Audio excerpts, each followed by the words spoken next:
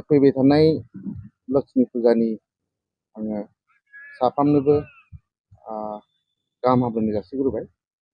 आं दिनै दैमालु जोहोलाव आफादनि जानानै नोंथांमोननि गेजेरजों जोंनि रायजो राजा आरो भक्त बिथांमोननिसिम माखासे मिथिहोनायजों लोगोसे जोंनि फुजाया मा रोखोमै जागोन बेखौ लानानै नोंथांमोनखौ हांख्रायहरदों। दा जोंनि देग्लायनि फुजाया जोहोलाव दैमालु गेलेग्रा फोथाराव सानबानि हाबाफारि लानानै जादों। दा बेयाव 29 अक्ट'बरनिफ्राय लानानै 1 नभेम्बरनि बे सानबानि गेजेराव जोङो रायजो राजा आरो साफ्रोमबो भक्त आरो रायजो राजाफोरखौ लानानै जोङो बे फुजाखौ मोजाङै सामलायनो नागिरदों। बेफोरखौ लानानै जोङो रायजो राजाफोरखौ माखासे आपिल खालामनो आरो माखासे दखान होगिरि बिथांमोनखौबो आपिल खालामनो थाखाय जोङो बेयाव दिनै ज' जादों। दा गिबि जोङो बोसोरफ्रामबो खुंनाय बायदि देग्लायबो सानबानि हाबाफारिजों लादों। दा बे सानबानि हाबाफारियाव जों माखासे आयदाफोरखौ चेन्ज खालामनाय जादों, सोलाय सोल' खालामनाय जादों। दा बेयाव जों गुबुन बोसोरफ्राव माखासे गेलेनाय जायखौ गेम्बलिं होननानै बुङो, जों बेफोरखौ लाफानाय जायोमोन। आरो गेम्बलिंबाबो जाय डाइस बेखौ थोंजोङै लायाखैमोन। दा जोङो देग्लाय माखासे प्रसासन आरो माखासे आफादफोरनि खावलायनायजों एबा SOPजों जोङो देग्लायनि बे फुजायाव टटेलि जोङो बे गेमनि आयदाखौ बोखारना होनाय जादों। जों एबार लायाखै।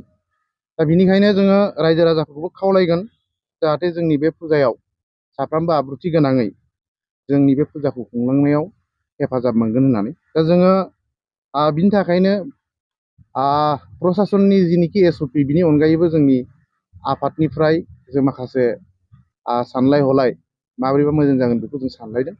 दा बेयाव जोङो साफ्रोमबो फुजा सिबियारि आरो नायफैगिरि बिथांमोनखौ जों खावलायगोन बे सानबानि हाबाफारियाव आब्रुथि गोनाङै खुंनो थाखाय हेफाजाबजों लोगोसे मोनफ्रोमबो आयदायाव फालिलांगोन होननानै आङो मिजिंथिदों। दा बेयाव जों जुदि माबाफोर गोरोन्थिफोर नुयोब्ला, माबाफोर रायजोफ्रा माबाफोर जाहोनाव गोरोन्थिफोर खालामोब्ला जोङो आखाइ खबजबनानै खावलायखागोन दानो बिथांमोना जाहाथे खालामा।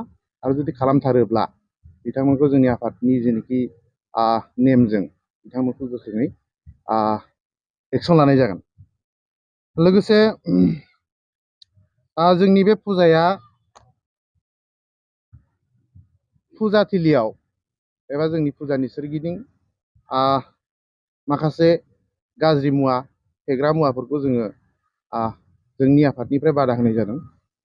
आरो जोंनि फुजाखौ जोङो माखासे सोरबिथिंखौ नायनानै मोनानि हरनि 10:30 रिंगायावनो फोजोबनायनि जोङो हाबाफारिखौ सानदों। जेसे हायो जोङो 11:30 रिंगानि गेजेरावनो फोजोबनो सानदों। लोगोसे फुजासालिनि सिङाव गारि मथरखौ सोनो मोननाय नङा, बे जोंनि लानाय मोनसे थांखि।